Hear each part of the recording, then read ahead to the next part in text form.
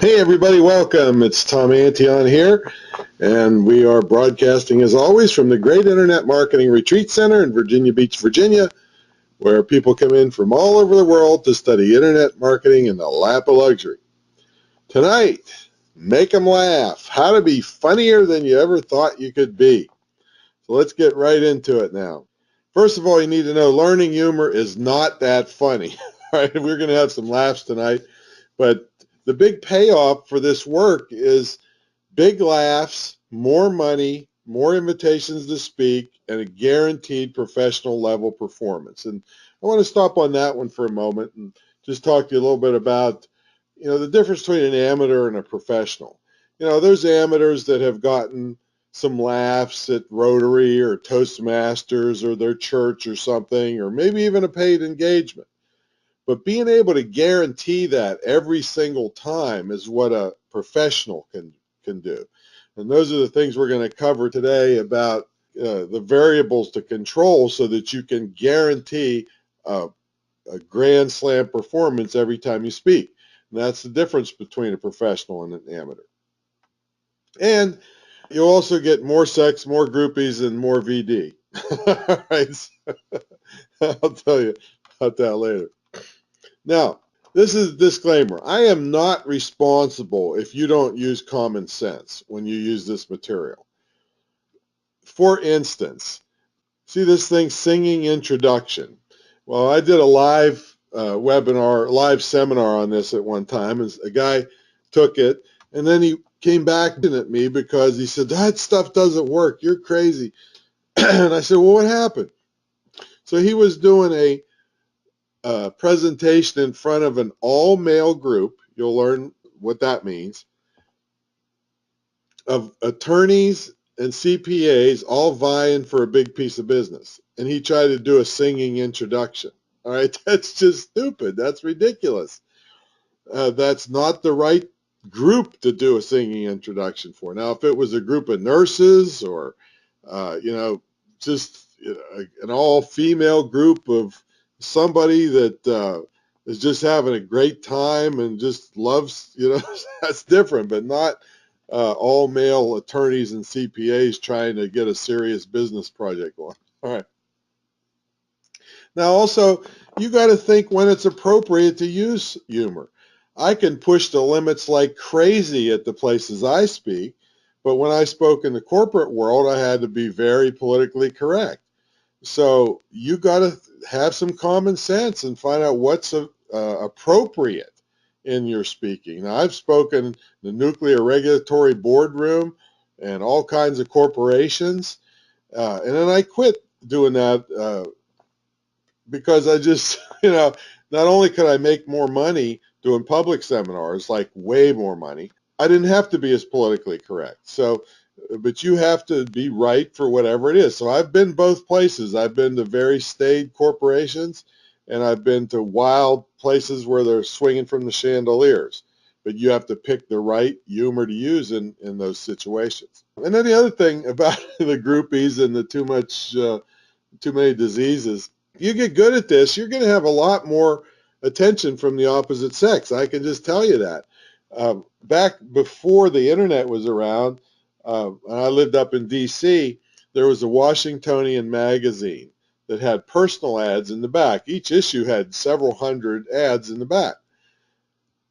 So I went through them one time, and I found that 70% of them wanted somebody with a sense of humor. So you got to be prepared for this. If you get really funny and good on stage in front of big crowds, you're going to have a lot of opportunities that might have not been around had you just done a boring speech. All right. And also, if you're thin-skinned, I'm going to say some stuff on this thing tonight that, like I said, you never would say in a corporation. I'm going to show you examples of stuff you should say and you shouldn't say, and but you still are responsible for knowing what's okay in your setting. All right, let me turn this pointer thing off. Now, you do not have to be a professional level comedy writer. Some of these things you'll see you can just read, and and people be rolling in the aisles laughing. So you don't have to be professional level comedy. The most trouble you're going to have is when I get done with you, you're going to have thousands of pieces of humor to pick from. And your hardest part will be narrowing it down and editing it and picking just the right ones that help make points for your presentation.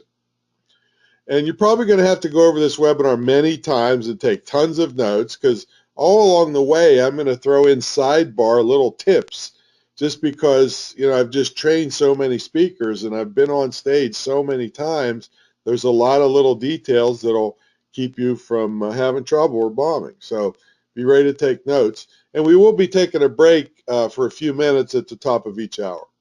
And there'll be various specials along the way where if you use the coupon code MAKELAUGH, you can see it right there, you get a 25% discount off of many of the things that I'll be showing you tonight. You don't have to get them. That's just other public speaking stuff I have available. So use Make Laugh, just jot that down. Okay, so why should you listen to me? Well, over 3,000 paid presentations in 12 countries, past president, National Capital Speakers Association, longest running speaking blog on the internet. I'm not going to take a tremendous amount of time on this because a lot of people know me on here, but those of you that don't, you see, well, this guy's been around a little bit. Take some drinks of water along the way too. Longest running speaker shop on the internet. Asked to train other professional speakers at the National Speakers Association more than 100 times, all right, in 21 years. And I'm usually the highest grossing speaker. There's very few in the past 16 years speeches that I didn't do more than $100,000. All right, so this is very serious. And I was talking to a guy, so I've done 3,000 speeches and I get standing ovations all the time. I said, oh yeah, that's wonderful. How much money you make? All right. And then it's like, well, not 100,000, not 10,000. I don't know how much they made, but it was like, listen, that's the actual gauge of how good you are. How much money will people give you, and do it consistently? Standing ovations are relatively easy to get. I can teach you how to do that, but I don't even want them. I want people to go buy my stuff. That's what I want. Okay, largest e-zine in the world on professional level speaking. Have spoken from Barnes to the Nuclear Regulatory Commission boardroom, so I've been around a lot. I was asked to critique President Bush on his speech to Congress by the MSNBC. Here's a little bit about my story. I've got a colorful past. I never had a job since high school. I was a charter pilot for a while. I owned a nightclub and a pizza shop. I was in 2 gunfights and knife fights and bikers trying to kill me when I took over this place. Then when I got out of that, I started a real fun entertainment company that custom designed practical jokes. So it was a lot of fun. And that's where I got a lot of my humor training. So here's your first tip. Write your autobiography. Now, I'm not saying to write it as if you were going to make a book out of it. I'm saying to write it to remind yourself of what funny things happened to you in your life, what funny things happened to people you know or even heard of, and what was not funny at the time but now is funny. Now, one of the definitions of humor is tragedy separated by space and time. And I remember when I was a kid, my mother said I could get a dog if I won this tournament, this track tournament or something. And she didn't think I'd win, and I won. And so I got this big German Shepherd. I mean, it wasn't really a protection dog. It was just a big friendly dog, but a big dog. Well, my mother was deathly afraid of dogs. And so the dog gets loose one time, and it's walking down the path towards my mother. And my mother is hysterical. All right, so this is, crazy tragedy of trauma at the time. And she jumps in the neighbor's car. And so, okay, I get that. But the funny part is she locked the door as if the dog was going to jump up and open the handle and push the button back in those days to open the door. So as tragedy separated by space and time. So yeah, these funny things that happen to you and your family and people you know are what make you unique in the marketplace. See, if you just grab speaker stories out of a book that everybody's heard, you're just a two-bit trainer, and you're never going to get the high fees for being unique and special. So write your autobiography. All right, so back to me. So I had the entertainment company, and I was a clown, and this was my logo, this devil sticking his tongue out, and I did all kinds of things with midgets, and I don't know if that's politically correct to call them that. They called themselves that actually at the time. Kissing Bandit and Gorilla Grams, and, and well, there's me doing a over-the-hill preacher routine for Kathy Lee Crosby, who hired me for Joe Theismann's 40th birthday, and just all kinds of crazy stuff. So I paid my dues, folks, to learn this humor stuff. I even went to Santa school. I bet you don't know anybody who went to Santa school. I personally delivered over 1,000 comic performances in that business, and I booked more than 4,000 where I had to write the humor for many of them. So for 6 straight years, every single day I was writing and performing custom humor. So this is, where I cut my teeth. But when I got into professional speaking, I was a pea brain, I call it, when it comes to professional speaking. So I started studying all the books and tapes on speaking, and this is just one of my 3 libraries now. Let me get the thing out here. This right here, that's hundreds, I don't know, a couple hundred books just on humor. That's just the humor part of my library right there. In one of my libraries, I've got 3 libraries here at the house. So your next tip is read, watch, and listen for funny stuff and capture it right away. See, if you don't capture it right away, you'll forget about it. You got to write it down or record it. I keep a recorder with me all the time so I can record stuff right away.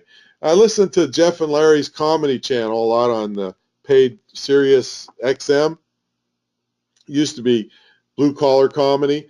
Get lots of stuff from there, and when I use it, I give credit for it. It's not like I'm stealing it, but there's Christian comedy on there, and you can watch YouTube videos. There's just it's surrounded with good material. And Kathleen Madigan's one of my favorite comedians, and if somebody, if I say into the crowd like, "Hey, where's everybody from?" and somebody says Canada, all right, well, I have a set thing I say, and I'm ready to go. And I give Kathleen Madigan credit. I say, well, Kathleen Madigan said Canada's like the attic to the USA.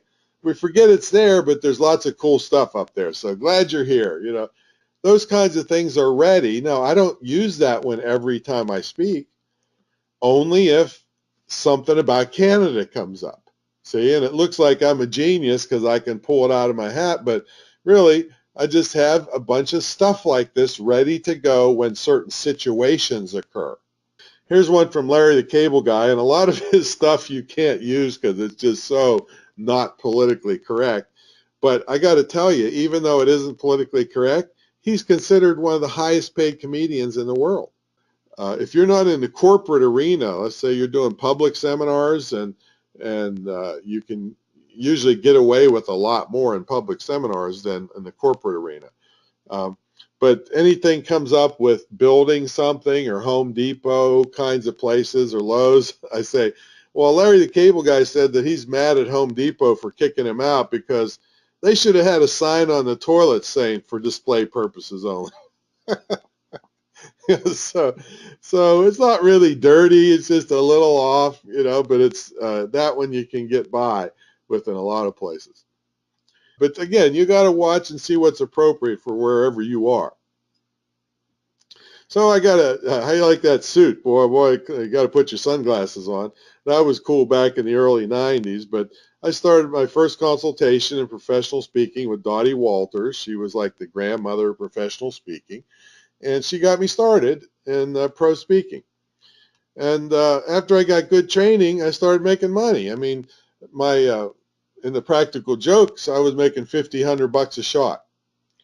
And I broke into speaking at $500, but I couldn't even get a job at $500. It was too cheap. People thought there was something wrong with you. So I started really right around 3,500 for a speech, and immediately went to 4,500 and stayed there for a good while. And then boom, boom, boom, as I built up my publicity and getting known, and it was very entertaining.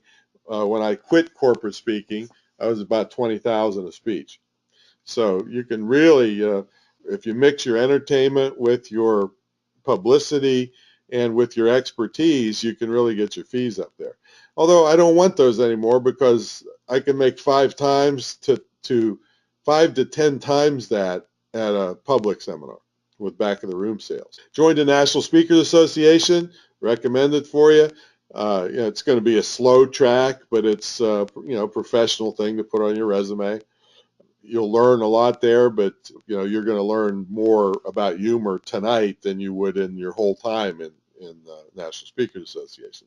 But it's a good organization, but don't expect a lot of referrals from it, but you will learn stuff there. Since then, I hit multimillionaire status around the year 2000.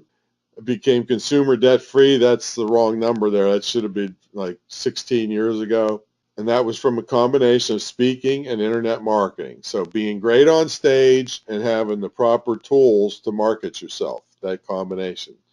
And we have all that available for you if you want the training from me.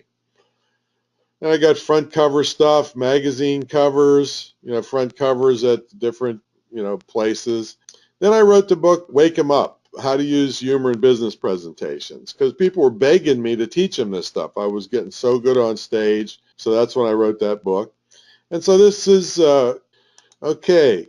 Now I'm claiming my ownership to this kind of material. See, I created most of this material during the years 1991 to 1994, and I formalized it in the Wake 'Em Up book, and then Make 'Em Laugh video professional speaking system.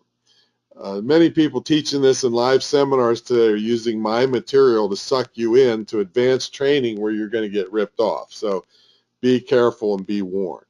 Okay, so let's have a poll. Now, unfortunately, those of you watching the replay are not going to be able to participate in the poll. We had a little technical glitch, and so I'll just tell you what happened. The question is how many of you know how at least 50 ways to be funnier in a speech? And the answers were yes, no, and yes, maybe if the funny fairy taught me something. Right? So we turned out that only 5% said yes, and 95% said no, they do not know that. So we'll show the other poll later on how I turned that around for you. Now, this is the number one way to be funnier. Number one of all. Get ready. Drum roll, please. Try. Just try to be more funnier. More funny, excuse me. And I'm not trying to be funny by saying that. It's all you have to do is pay some attention to this, because you're going to have like a ton of ways to add humor. You'll have people rolling in the aisles from just reading stuff.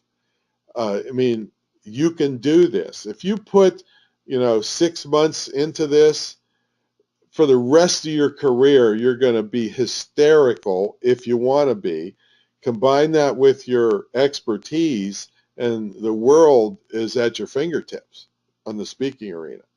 All you have to do is try. Now, being on this webinar is your first step for many of you, but you got to keep up with it. You got to research. You got to hone some stories that you can depend on, get some humor you can depend on, and then learn how to find custom humor and make custom humor later to suit whatever situation you're in.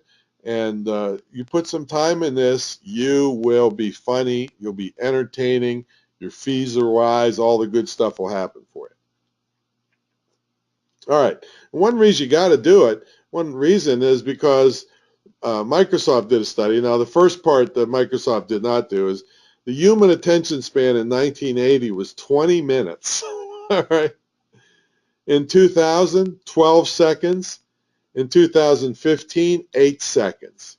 And then in 2015, a goldfish was 9 seconds. Some of you saw that in the video promo for this event. So you really got to rock and sock people to keep their attention. So I'm going to start off here by telling you listening patterns of an audience. See, a lot of the things that get the laughs are because you've prepared and thought out all this stuff, and it's not all just what you do on stage, it's what you did to prepare to get on stage. So there's a lot of setup and things to understand before we get into the humor techniques, actually. Elmer Wheeler said, the Sandman is your biggest competitor. So what I'm going to do point out now is the listening patterns of an audience.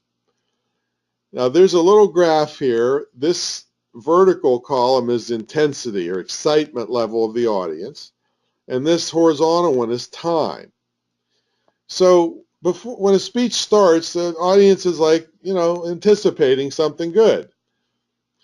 And so they're up here on the intensity scale. And then the speaker says some stupid, unrelated joke, and the interest level goes way down. All right.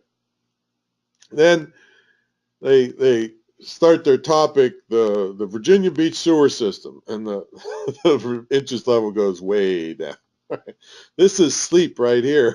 This is rapid eye movement sleep, and this is coma right here. And then when the speaker says in conclusion, they get a big rise in interest because people are so happy it's over, and then the speaker drones on until people commit suicide, right? So it's just, you don't want to get people here. It's too hard to get them back. This is not what you want. So I'm going to show you what you want in the next slide. This is what you want. You want the people to be excited, and then let them down a little bit, hit them again with excitement. Hit them again, hit them again, hit them again, hit them again. You never want to let them get down here. Sometimes you take them way up here, but this is bare minimum. Hit them, hit them, hit them. Now these peaks are where we insert what we call attention-gaining devices, and I'm going to give you a list of them here in a minute. And the distance and time between these peaks depends typically on the age of the audience. The older they are, the longer they can go a little bit. But the younger they are, sometimes these peaks are like 10 seconds apart. You've got to hit them, hit them, hit them, hit them, hit them. So this is what you want. You want bare minimum to keep them up here and then maybe take them up here at times. All right, so let me show you some of the things. Humor, of course, is one of them, but some attention-gaining devices. There's humor. Props, and they can be funny or serious. Stories can be funny or serious. Voice inflection. Now, this is like if I'm generally a loudspeaker and I get quiet, that's attention-gaining. If I'm a quiet speaker, just goes along, and then I get excited, that's attention-gaining. Voice inflection. Stage movement. Move in a direction for a purpose, at least 3 steps. Don't just wander around, but walk over there and talk to that side of the audience. And that's an attention-gaining device. Asking questions of the audience, either serious or funny. Showing visuals, serious or funny. Playing music. Gesturing. Using quotations, either serious or funny. Reading or reciting poetry, serious or funny. These are all things that you can add to those peaks. That's why people don't get bored when I'm talking, because I use a lot of these. I don't always use all of them, but I use a lot of these things so you never know what hits you. There's always something coming that's an attention-gaining device. And here's a formula. I just put the whole thing up there, that I might use 50 or 100 times in a speech. It's called point, illustration, point. So I make a point, I illustrate the point with a story, a one-liner, a quotation, a joke, a visual, anything, a noisemaker. I mean, it could be anything that illustrates what I was saying. And then I restate the point in a different fashion. And when I change the illustration, Nobody realizes or recognizes this pattern that they've been hit with over and over and over and over again the whole speech. So point, illustration, point. But we're going to concentrate on making the illustrations something funny for this particular presentation or webinar. All right, bomb proofing. This is a term I coined to keep you from messing up and getting no laughter or inappropriate laughter or whatever. First thing, the key is relevance. Make sure that even if your piece of humor is not knee-slappingly funny, it still helps reinforce the point you were trying to make. That's what I said. Always use humor to make a point. Now, I will show you the punch in the face technique a little later, but most of the time you're using it to make a point. That way, even if it's not that funny, it still makes the point. Now, I want you to set yourself up for success. And there's a concept called in fun. And I'll read what Sigmund Freud had to say about it. The most favorable condition for comic pleasure is a generally happy disposition in which one is in the mood for laughter. In happy toxic states, almost everything seems comic. We laugh at the expectation of laughing, at the appearance of one who is presenting the comic material, sometimes before he or she even attempts to make us laugh. And finally, we laugh at the recollection of having laughed. Well, it's your job to create the situation that people are in fun. They're ready to laugh. You're setting yourself up for success. And you can't always get everything perfect. But if you do as many of them as you can, you have given yourself the greatest chance of success. Now, here's a really critical one. That's why I read, giant, and underlined it. Find out what is on before you and be ready if they throw you a curveball with all those exclamation points. This is critical, critical, critical. Let me talk about what a curveball might be. Let's say I'm supposed to do a funny banquet speech, and right before they decide to show a video of emaciated children with a Sarah McLachlan song playing and somebody like, I don't know who's that, Sally Struthers saying about how these kids are starving and dying and we can help. And everybody in the audience is crying. And then it's over and they say, well, let's bring on Tom. He's going to make us laugh. No, no, no, no. I can't come in and start cracking jokes when we just saw starving babies. I mean, I'm as empathetic as anybody and want to help those children and animals and everybody, but I can't just come in and start cracking jokes right after that happened. So you must be ready to just to acknowledge the seriousness of what just happened and what they just saw, and then get into some material and ease them out of this into some laughter, not come in and start cracking jokes after you just saw starving babies. Now, whenever possible, you should know this ahead of time through what we call a pre-programmed questionnaire. And that asks a lot of questions. What's before me? What's after me? And all kinds of other questions we'll go over.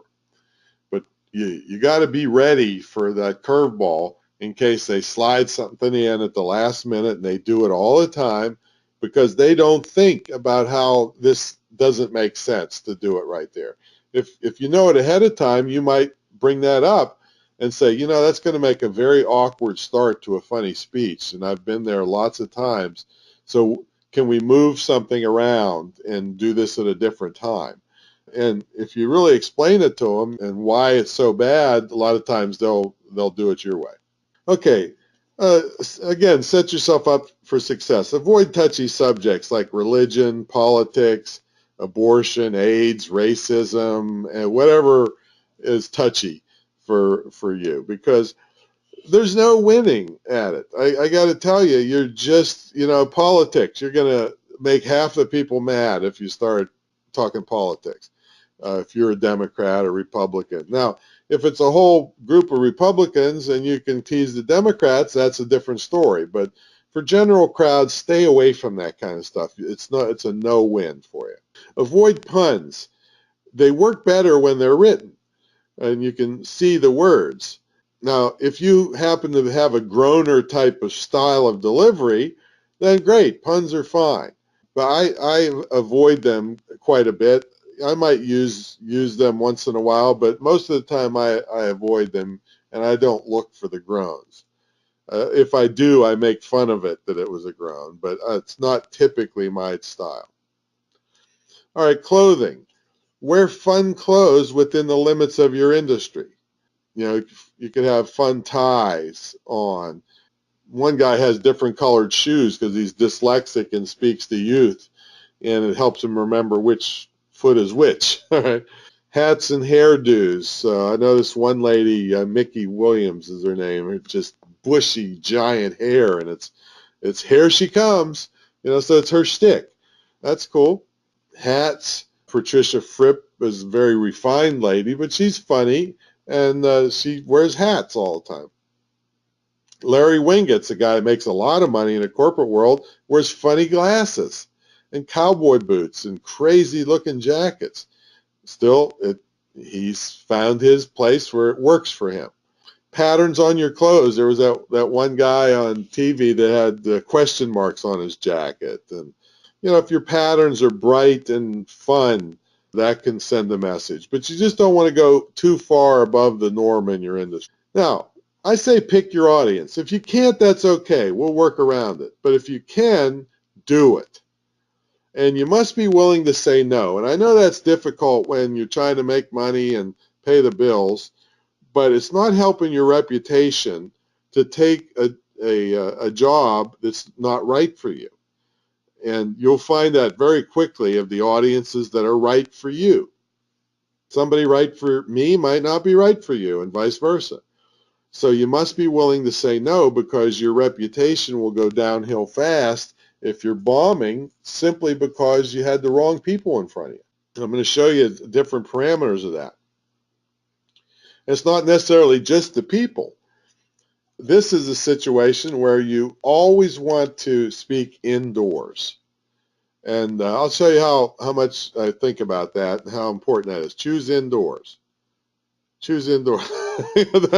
Always choose indoors. I mean, besides the bird pooping on your head, the birds are chirping and singing. There's wind to deal with. There's all kinds of distractions, squirrels running around. I mean, this guy happens to be in a flood, but I mean, you could be near a pool and everybody's looking at the pool or the sunset. I mean, anything. It's just terrible. Avoid it. Don't choose lunch and learn. Here's how I feel about that. This is the worst thing on earth. It doesn't do the food any justice, and it doesn't do you any justice. This is terrible. Stay away from this. This will make you look very bad. Nobody will pay attention. You got all the noise and the crap that they're doing trying to eat. It's terrible. Here's how I feel about that. I'd rather poke myself in the eye with a fork, right, than do a lunch and learn. This is not going to help you. Luncheons. You want to control luncheons. Round tables suck. Well, why do round tables suck? Several reasons. One is half the people are pointing away from you. So if you have to speak at a luncheon, here's what you do. As soon as you get up on stage, you say, hey, everybody, I know it's uncomfortable, turn the other way. So let's just take a moment, stand up, turn your chair around, and get comfortable. That can change the whole outcome of your presentation, that one 10-second line. Another reason round tables suck is because they're big and they spread the audience out further from you. You want to be as close as possible to the audience if you want laughter. Round tables spread people out too far. Waiters suck. Now, waiters don't suck as people, and we never tease anybody that's doing their work and doing a job. But they suck when it comes to presentations because they're oblivious. They're trying to do their good job, and they're rattling stuff, and they got, they walk right in front of you. They're oblivious. All right, so this is terrible. Food sucks. If people are still eating, they're not listening and paying attention to you.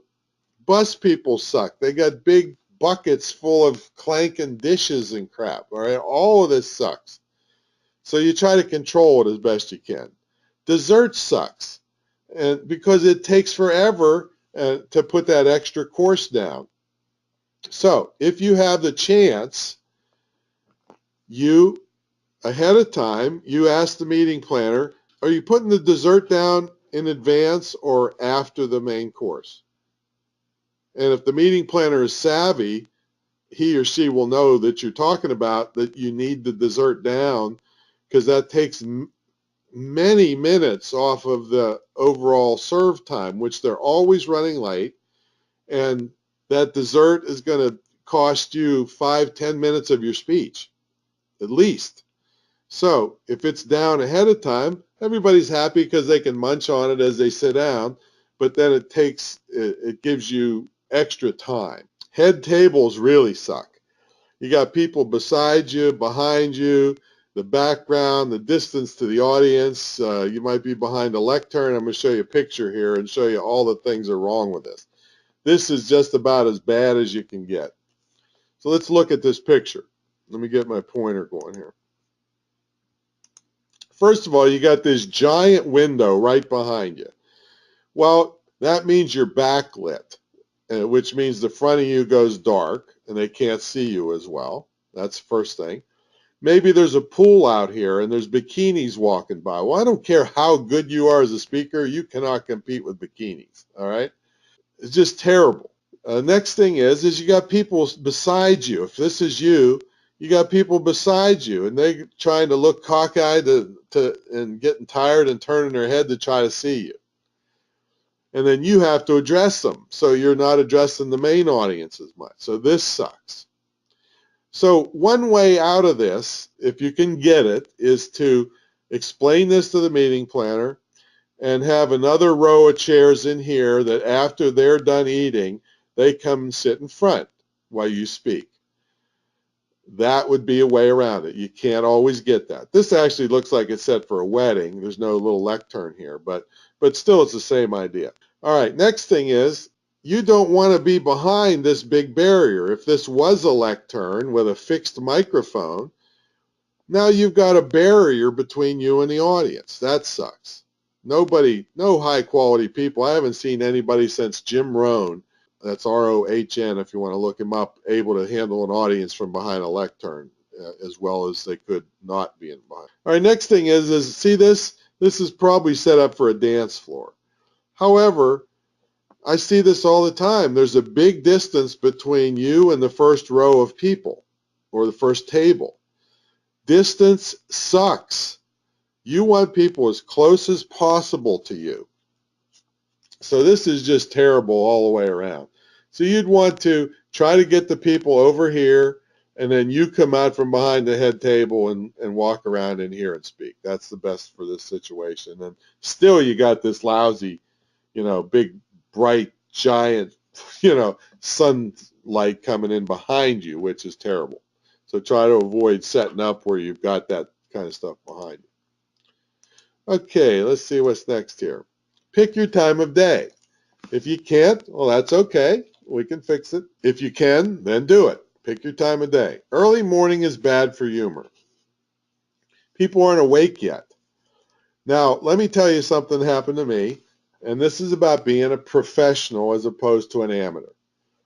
So I'm booked as an early bird sunrise session. I don't know, it was I think it was 7 o'clock in the morning, along with a bunch of other speakers.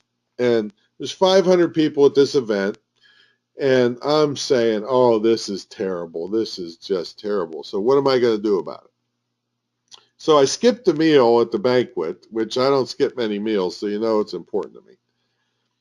And there's 50 tables with 10 people each in this big banquet hall. So I got a bunch of plastic cups. They're hard plastic ones, and if you break them, they got sharp edges and they make a big crackling noise. So I had this gag, and I went around and I said, hey, everybody, hey, look at this, look at this. And I put the cup under my armpit, and then I held my head like I was cracking my neck, and I smashed the cup under my armpit, and it made a big crackle sound, and everybody starts laughing and cracking up. And I said, hey, I'm Tom Antion. I'm going to be one of your sunrise speakers in the morning. I know it's early, but if you get there, I'll make sure it's worth your while. We'll have a good time. I went to every table and did this. So I'm setting up. I think it was 6 a.m. the next morning. We start at 7. 6 a.m., there's standing room only outside of my room. People are lined up. The meeting planner is frantic because there's too many people for the amount that the room will hold. She's begging me, will I stay and do another session?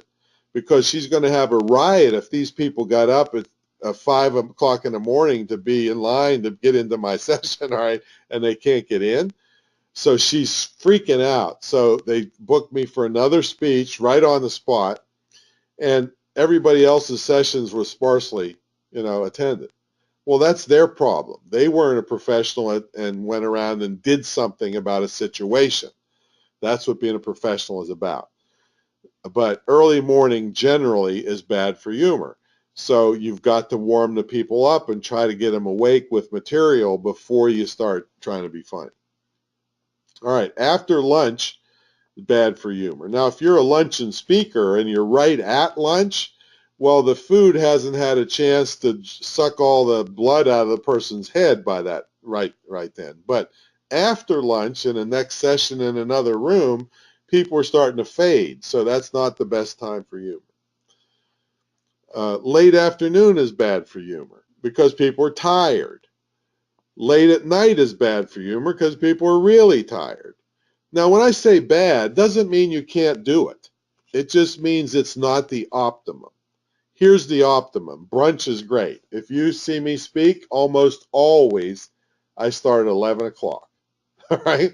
That's when people are awake because it's not too early, but it's not so late that they're tired already. Perfect time. So if you have a chance to pick it, and my contract is so strict on this stuff, and the more clout you get in the speaking world, the more you can put in your contract and stack the deck in your favor. See, that's what I do, is I stack the deck in my favor with all these things so that when I hit that stage, I got the best chance of hitting a home run. All right, pick your gender. And I'm not saying pick your own gender, since that's going around quite a bit lately. I'm saying, here it is. And I don't care if you think I'm sexist. I don't really care. I'm telling it like it is. Females laugh easier and louder, period. I'll take a group of nurses or secretaries any day of the week, all right, because they will be swinging from the chandeliers when I get done. All female audience usually great. More than 50% female is very good. All male, the ego gets in the way. The laughter is not as big unless they're all close-knit buddies, then that's different. And while we're out on this male-female thing, if you're a really good-looking male, you got to play to the males in the audience. Because if you play to the females and let's say they're couples, it'll look like you're hitting on them, number one. And if they're couples, then the guys are going to be pissed off because you're so good looking. They think their wife or their girlfriend is checking you out. So they're not going to listen to you. So you got to play to the same gender. Same with good looking females. You got to play to the females, because if they think their guy is ogling you, they will not hear a word you say. So you play to the females. And again, I don't care what you think about this and, oh, this is modern day, we're equal. You're not equal. This is the way it works. So you got to, if you want to be a speaker and you got to bear the brunt of whatever happens, and you get on your high horse thinking, well, everything's equal, well, it ain't equal, and you suffer. So pay attention to this kind of stuff. For all male audiences, try to bond and be one of the guys. And that's for male or female, all right? All right, be careful of international audiences. See, they won't get common references from your home country. If somebody, a British speaker, is talking to a U.S. audience, they might have a lot of references that we have no idea what they're talking about, and vice versa. See? So you alienate the audience. They'll feel lost. If there's only a tiny percentage of these people in the audience, you can't sacrifice your great speech and home run presentation you would have done for a couple people, thinking, oh, I got to play to them to make them happy, and then you lose everybody else. That's ridiculous. You'll never get invited back. So you can bring them in a little bit, but you've got to play to the masses of why you're there. And you could accidentally offend somebody internationally. Like if I was speaking to an Asian audience, I have chairs on stage quite a bit where I might sit down while I'm doing something.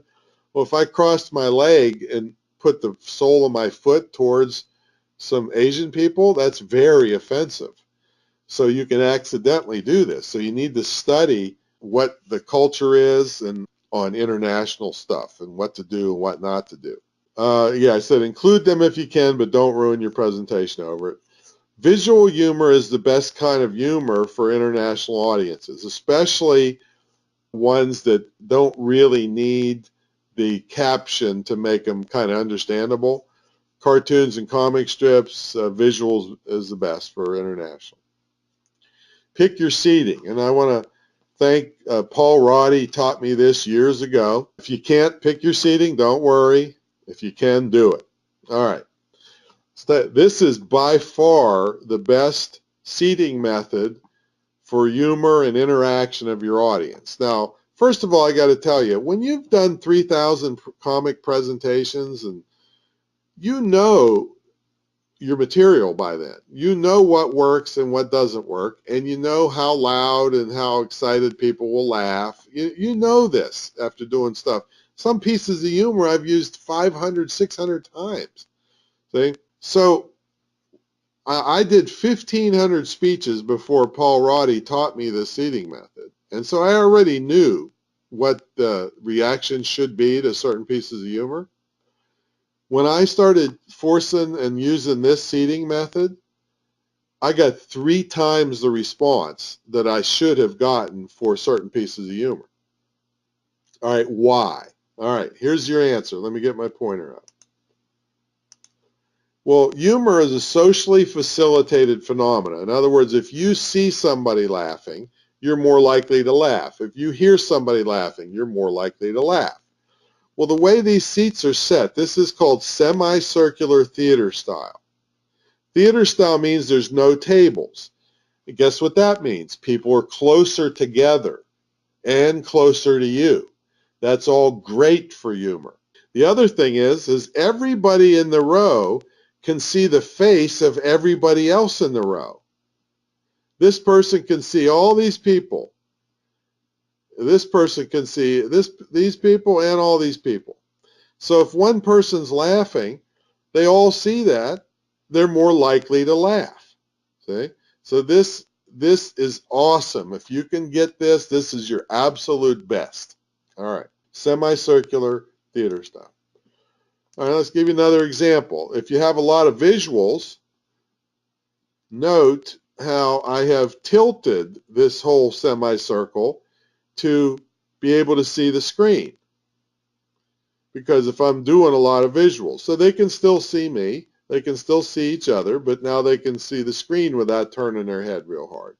All right, so that's the same kind of seating, just tilted a little bit. All right, now this is straight theater style. So here's the problem with this. The person on the ends, and a lot of times these are much wider than this person right here has to turn their head very sharply this direction to see you. After a while, that gets very tiring, and maybe they can't even tilt their seat around. Maybe it's stuck to the floor. So now these people on the edges, their necks are hurting. That cuts off the blood supply to their head, and God knows some of the audiences I speak to can't afford that. So when they're in semicircle, they're facing directly. They don't have to turn their head, and this makes them less tired, more likely to laugh, and they can see everybody. But let's say you're stuck with this. You have to move. You move over here, you move over there. Deliberately, don't just wander around. That lets these heads turn left and right so that they're not stuck in one position for your whole speech. All right. So you got to move a lot more when you got this kind of seating. We haven't even done anything funny yet, folks. See, all this stuff contributes to this home run presentation. All right, this is called schoolroom seating. Let me get my thing out here. So typically you have these thinner tables straight across. Well, all you have to do, and some hotels, if they're union, you can't touch these, so you aren't allowed to do this. But whenever you're allowed to, you want to set the seating to suit yourself. So all you do is you move these back like this, and this is called a chevron. And you'd have certain, row after row after row of this. That way, even though some of these tables are straight, they can still see a bunch of people over here and vice versa. So it's a happy medium there. In other words, you're resetting the room for success. All right, your sound system must be adequate for the room. You don't want to be screaming. You want to use voice inflection. You want to whisper sometimes. You want to be loud sometimes. You can't do it if you don't have a good microphone. Now, we suggest handheld microphones are best because you can control the sound. A lot of times when you're starting out, you don't have a sound person in the room. So you can change the volume just by moving it closer or further away than through your mouth. You can turn it off if you go to the bathroom. You can clear your throat just by holding it down where nobody can hear it. The sound quality is usually better because it's got a bigger pickup diaphragm in the top. You can interview people. If you get them on stage, put the microphone in the mouth. Don't ever give them the microphone. You keep hold of it, but you can interview people. Gives you something to do with your hands if you're nervous. And you can deliver what are called topper lines or extender lines. These are lines that you get a big laugh. The laugh is going to fade eventually. As soon as it starts fading, you hit again with another line and get the laughter back. And then when it starts fading, you hit them again. Well, you can't possibly do that without a good microphone because they're laughing. They won't be able to hear you. So that's why sound system's critical. Here's things you should know about your audience. So let's go through some of the things you really need to know. What do the audience members have in common? What are their interests? Who are their enemies? It's good to know that. Who are their competitors? It's not necessarily the same thing, enemies and competitors. Who are their allies? What are the hot topics of conversation they are joking about? What are the restaurants where they eat? A lot of these things are just ripe for humor. Do they make fun of that restaurant for any reason? Maybe it's a greasy spoon. I know when I'm in Atlanta, there's a place, I think it's called the Varsity or the University Club or something, but it's known for you can still taste it 6 months later. It's a greasy spoon kind of place. What's the name of their newsletter? How much money do they make? You don't want to make financial wizard type jokes if they can barely make their car payment and vice versa, that kind of stuff. What's the name and record of their local sports teams? Who are the characters in the audience that everybody knows and loves? Do they tease those people? And what about? And does the person enjoy the attention?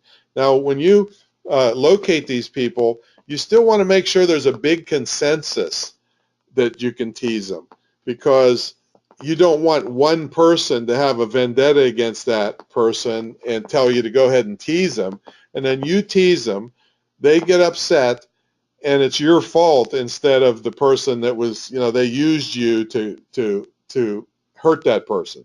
So make sure the person is really well liked before you do any of that. Who's the bosses? Do people like them or not? What big project are they working on? Is it going well? The size of the audience. If it's a small audience, you must use short, quick humor, no long, drawn-out stories. In a large audience, it's going to take longer to deliver because the humor will get picked up first by the first third of the audience, and then it'll start spreading to the back part of the audience. So it takes a little longer to deliver to big audiences. Things you should know: alcohol. Was there a cocktail hour of 1 hour or longer before you went on? This can mean trouble. You need to know this. They could be boisterous. You could have hecklers. The noise level could be, much higher because they're just totally oblivious to you and they're drunk. They could stand up and move around and have side conversations going on. So you need to know this. And see, this is, again, stuff that's in my contract if I'm doing a banquet or a reception or something like that, because this can, make you look bad. They won't look bad. They're all drunk. You'll look bad. What are regional differences? Don't do any cab driver jokes in rural areas and vice versa, Now, if you're from New York City and you're speaking, let's say, in a rural area, edify them, praise their calm way of life, and make fun of your hectic life, see? And you got to ask everybody you see, every bartender, every waitress, to check out things that if it makes sense for where you are if you're out of your home region. See? Also, we have the Ultimate Guide to Professional Speaking, Antion.com/ultimate guide is a book all about the business of speaking. The Wake book is all about being great on stage. That's the difference between the two. I'm pretty sure the code works on both of them. If you have any trouble on any of the discounts, just catch me tomorrow or something and we'll fix it for you. Okay. Now, this is another way to help start getting people in fun. Remember that term from Sigmund Freud? Your handout. I put a caricature on my handout. I happen to be speaking in Pittsburgh, which is where I'm from, so I said it's great to be home. So this is starting the ball rolling. Hey, this guy is a fun guy. Look at his picture, is fun, and he's from here. I'm finding a common bond with them. See, I'm originally from there. In this case, in the handout, I made a no-cost stress reducer for your organization. And instructions: when times get tough, take a few minutes and think up captions for these cartoons. Or copy this page and hold an organization-wide contest.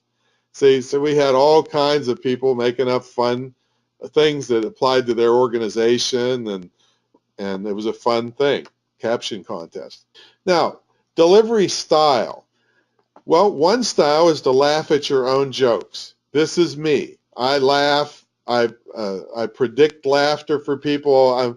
I start laughing before I even tell them anything funny, and they can tell, uh-oh, something's really coming if he's cracking up.